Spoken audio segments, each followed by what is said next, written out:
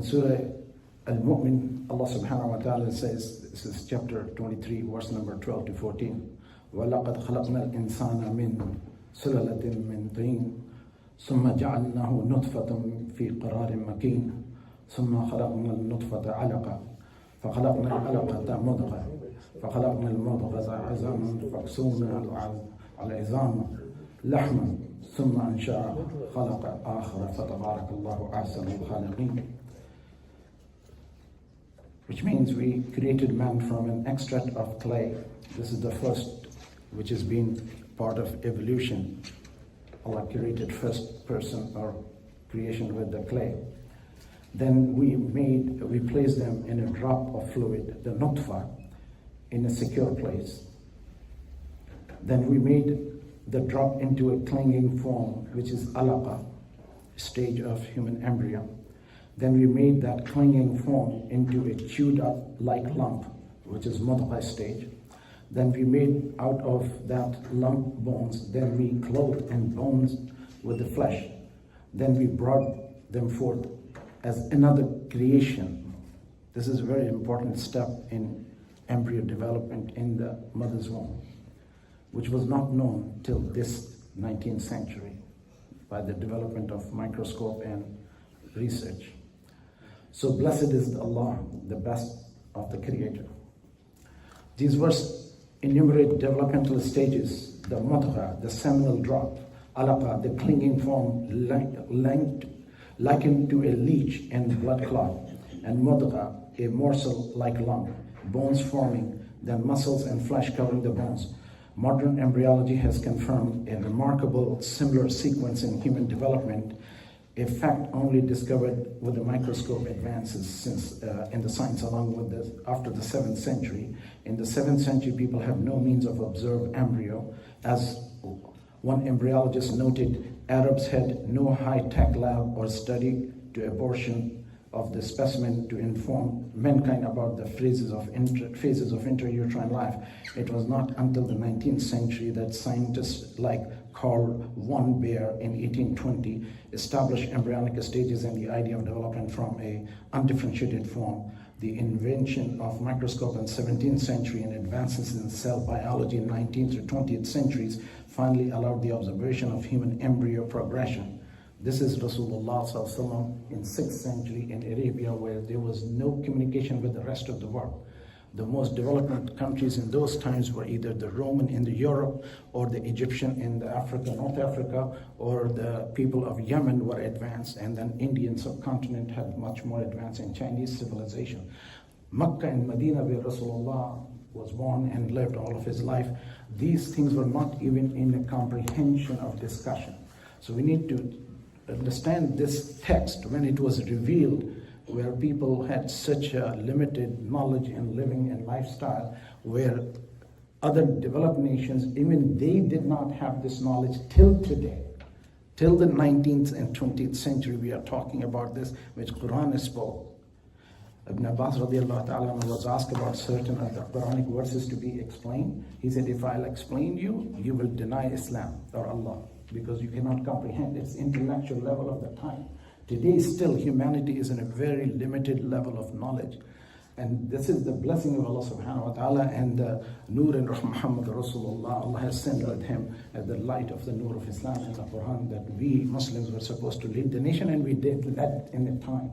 And unfortunately, as they say, winner gets all. When Muslims lost their superiority in the advances of world leadership in the world in 16th century, and that's where we saw that Spain was lost. They thought we will be okay. Then we lost North Africa. They thought we'll be okay. Then they lost subcontinent India. They thought we'll be okay. And today, the occupation is such that when a president arrives, the one who said to the president of the king of the other country that without you, you cannot stand in your country for 2 weeks, and now he's getting us billions of dollars, where the Palestinian children are being starved to death and there's no food and water available for them.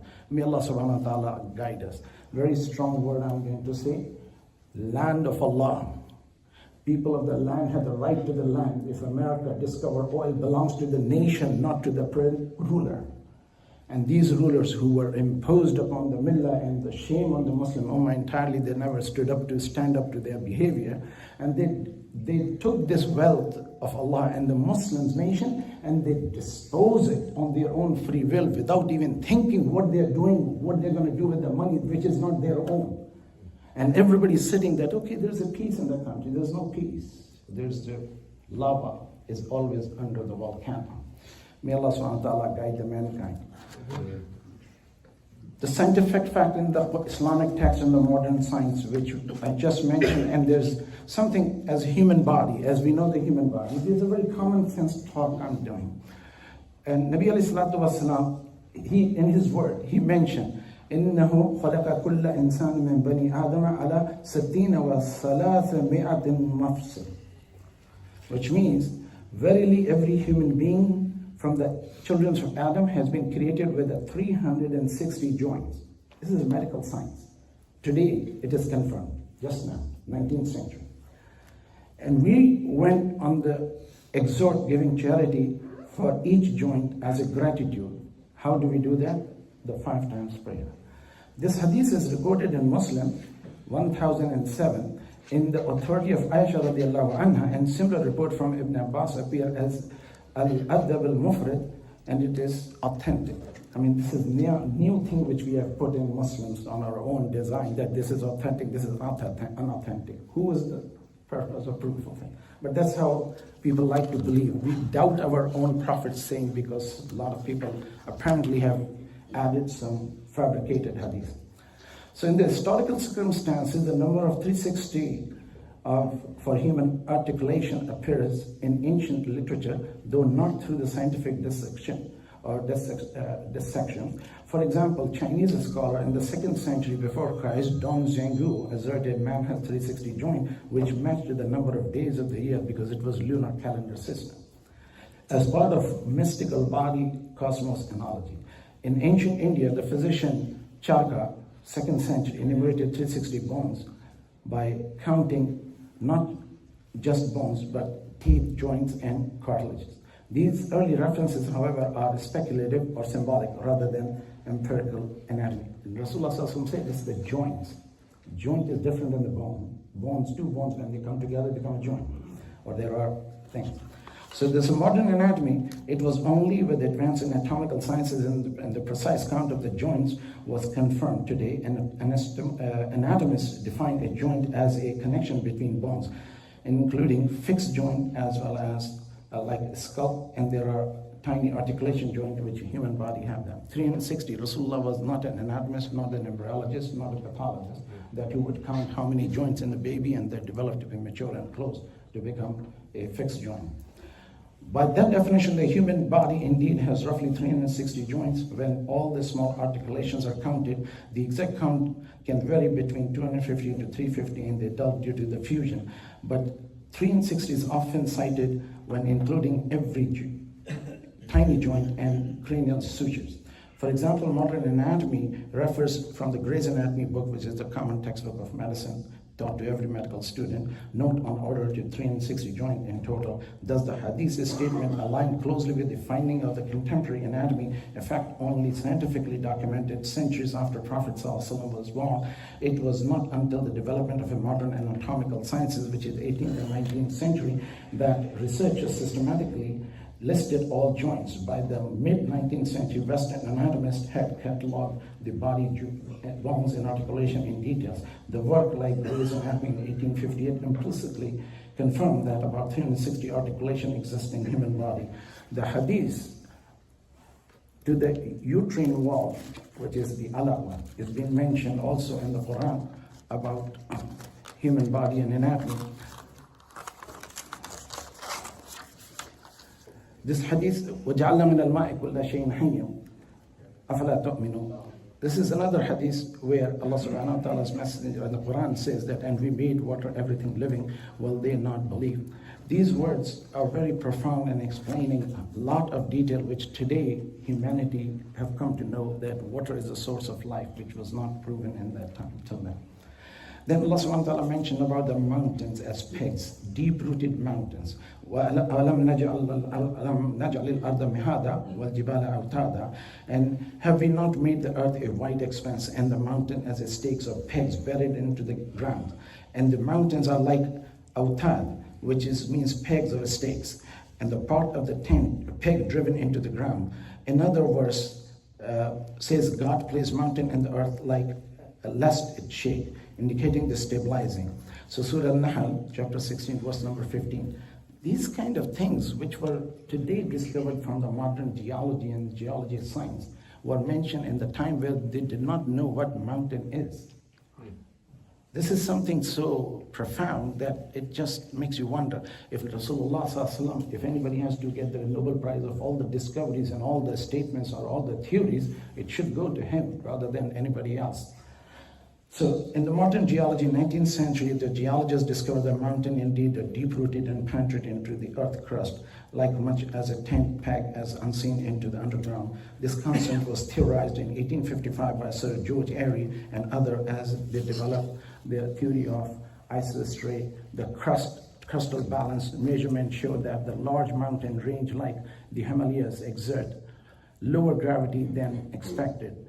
Explanation from the mountain has low density extension downwards into the denser mantle, which is the center of the earth, as a root to balance their masses, comparable to an iceberg and submerge into the bulk. The Airy hypothesis described mountain having deeper roots into the mantle. And it is also mentioned in the Quran that everything is in dynamic motion, and so is the mountain. And those astronauts who were in the space shuttle, they saw the dynamic movement in everything which is happening. And as we know, the Himalayan is getting 1 inch longer every few years. So it's going to be, Africa will be hitting again the Indian subcontinent. So there are discoveries that it is having such a deep information. The barrier which is mentioned in the Quran, وَهُوَ الَّذِي مَرْجَ الْبَحْرِينِ هَذَا عَذْبٌ فُرَاتٌ وَهَذَا مِلْحٌ أُجَاجٌ وَجَعَلَ بَيْنَهُمَا بَرْزَخًا وَحِجْرًا مَحْجُورًا. And he is the one who has set forth 2 seas, the bodies of water, one fresh and sweet and the other salty and bitter, and he placed between them a barrier, an impassable partition. Another verse likewise mentioned the meeting of the 2 seas with a barrier between them. These verses allude to how fresh water, which is river water, and saline water, which is oceanic water, meets, yet they do not immediately mix thoroughly, creating a distance separation. If you go on YouTube and search for the water barrier, you will find in Mexican Gulf, there's a fresh water and there's the oceanic water. And there are fishes which are above each other in that picture and the video. The freshwater fishes are above and the oceanic water fishes are below, and there's a clear barrier between the water. You could see the salination. They never meet each other. Their food, their life, they're living just above each other. But they cannot come in contact with each other. The life, the living, the ecology, the situation is so buried. Allah subhanahu wa ta'ala is mentioning about this at the time where Rasulullah, by the way, there is no ocean in Makkah and Medina. Rasulullah never traveled in the water, never went into deep diving to know, and there's no salination difference. There is a different salination in Mediterranean and Atlantic Ocean, which is near them. But this is where Quran is talking about things which were unimaginable.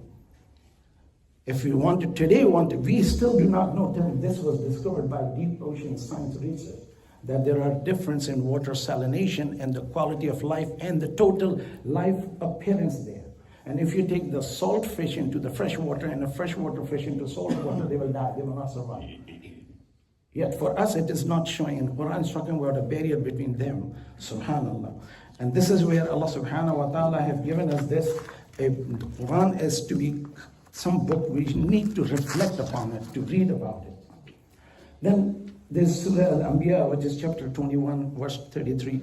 Again, we have talked about this many times, but this is again sun orbiting through space. And this Quranic verse says, هُوَ الَّذِي خَلَقَ اللَّيْلَ وَالنَّهَارَ وَالشَّمْسَ وَالْقَمَرَ كُلٌّ فِي فَلَكٍ يَسْبَحُونَ. This time when the Quran was revealed, it was believed that the earth is static and everything is spinning around it. That was geocentric theory. Then Galileo gave the theory, heliocentric, where the sun is static and everything is spinning around the sun. And Quran in 6th century has mentioned everything is in dynamic motion. There's nothing static. And this is, subhanAllah, how this Quran is mentioned, and it is He. And He is the one who created the night and day and the sun and the moon. Each of them are floating in orbit. A classical commentator understood this to mean the sun and moon each have their orbits. The moon around the earth and the sun perhaps in its cycle of the day and night, or the celestial sphere. Another verse 36, chapter 36, verse 38 says, the sun runs towards its appointed resting place, and implies the motion of the sun.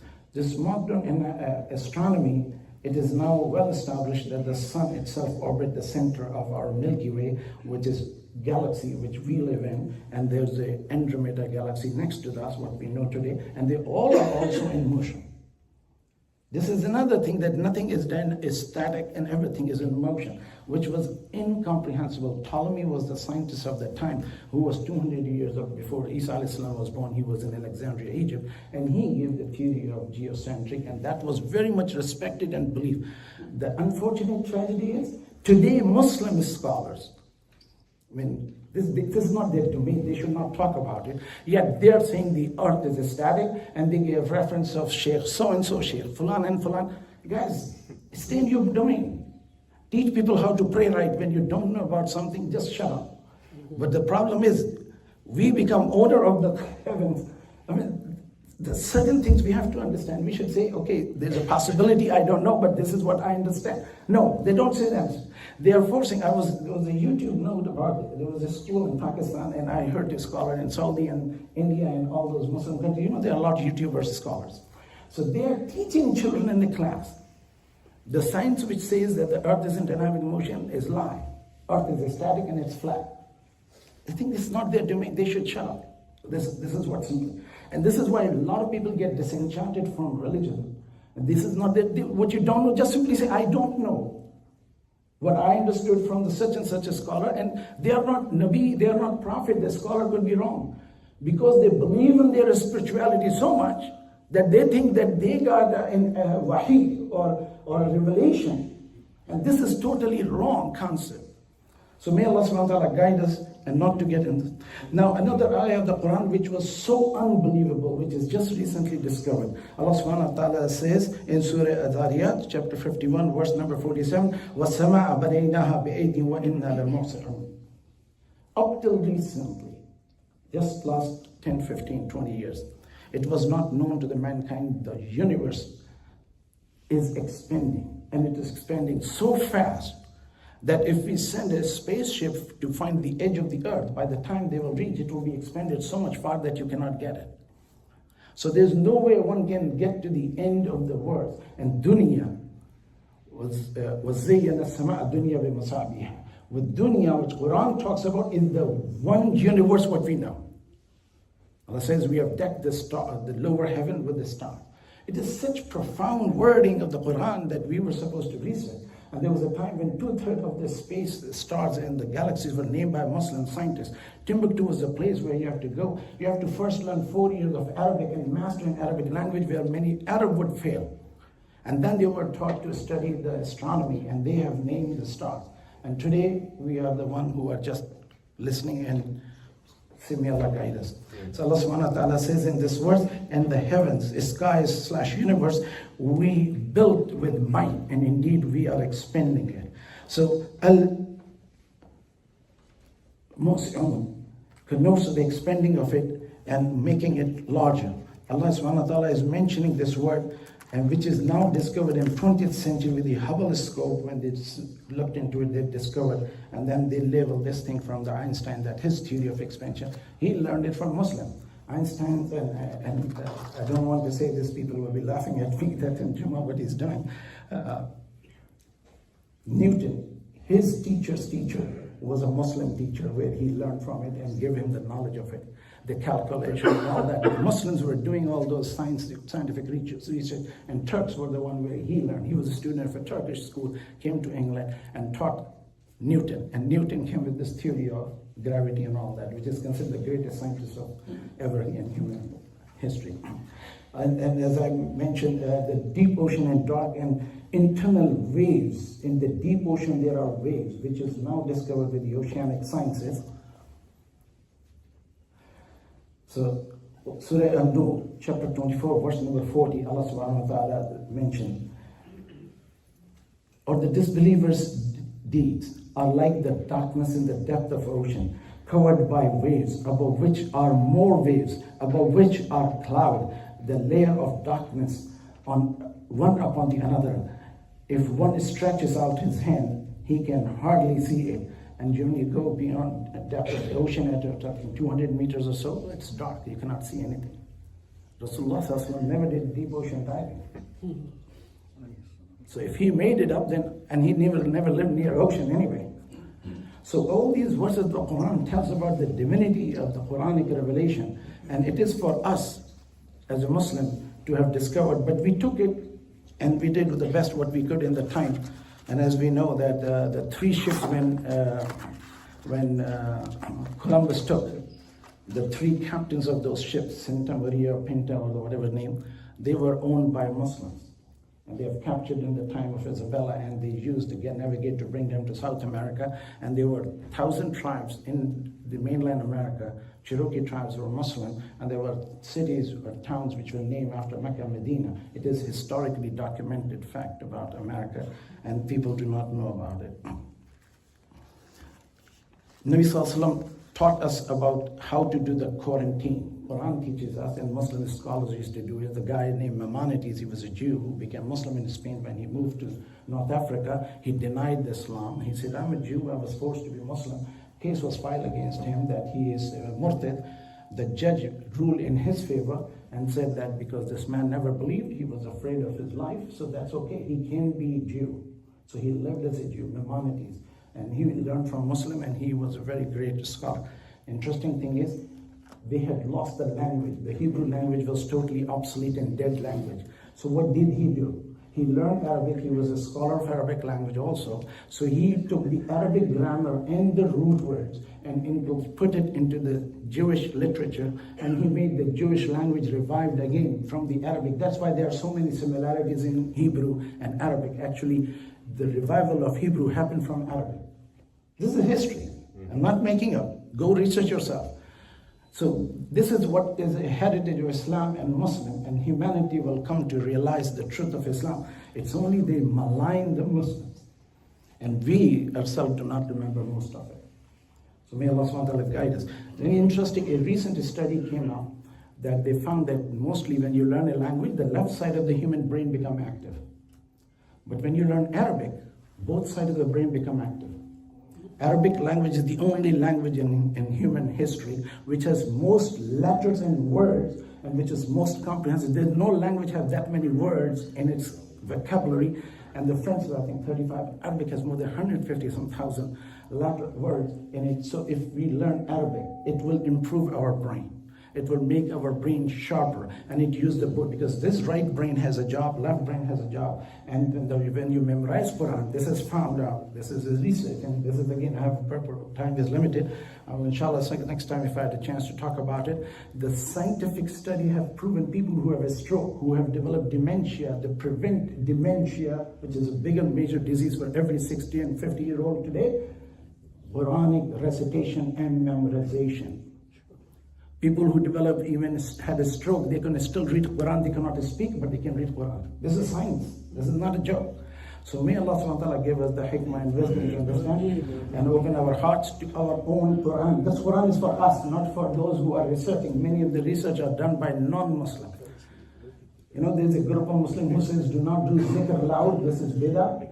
Those idiots do not know. The science proves when you do the zikr loud, with the Quranic recitation loudly, or the salawat, or any other zikr, it prevents dementia.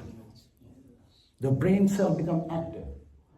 And we used to do this in the zikr when the gathering used to be in Muslim would recite Quran for the happiness, for the sad occasion, for the wedding, for the childbirth, and people will do the qira and all that. This stimulates the human brain.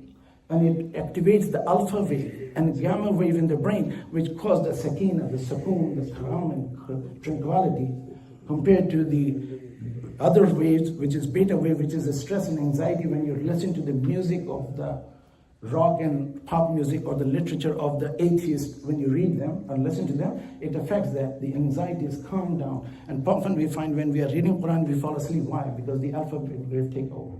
And the brain become calm and relaxed and tranquility happen. وآخر دعوانا الحمد لله رب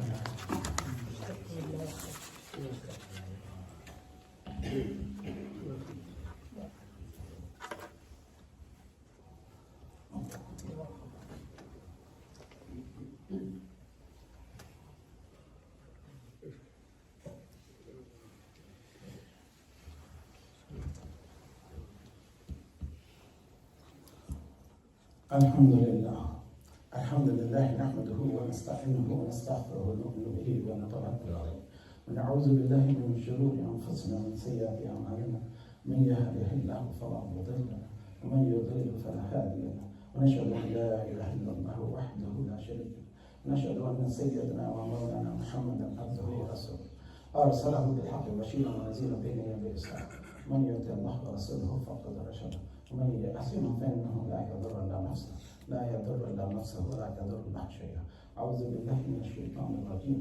إن الله وملائكته يصلون على النبي يا أيها الذين آمنوا صلوا عليه وسلموا تسليما. اللهم صل على سيدنا شفيعنا حبيبنا نبينا مولانا محمد عبدك رسولك صل على المؤمنين والمؤمنات والمسلمين والمسلمات وبارك على سيدنا مولانا محمد وأزواجه وذرياته.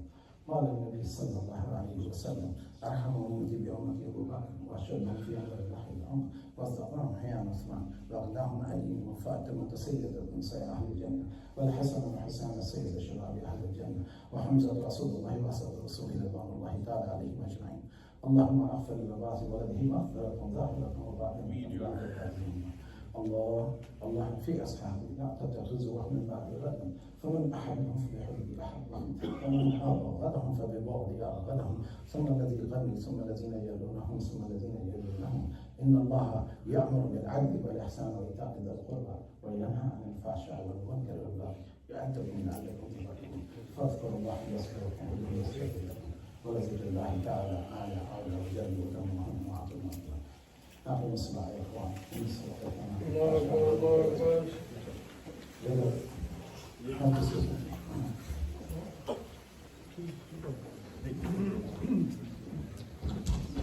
Assalamu alaikum warahmatullahi wabarakatuh. You all know the election is here, and don't waste your vote regardless what you believe in, Democrat or Republican. But please use your civic right and make sure you go and vote on June 10th. I'm running for re-election in Marlborough, so consider me on this election. And even the guys not living in Marlborough, around the town, look for your candidate and use your vote. For the governor election, we have Jack Shatrali, and the county we have Tom Arnone, Christina Handler, and one more candidate, Nick. So just consider them on your June 10th. Thank you. Thank you, sir. Kindly give those names and distribute to our community so that you support as candidate we will have. One more thing, we have the event on, we have the flyer over there. Thank you, Captain Time. And we have the event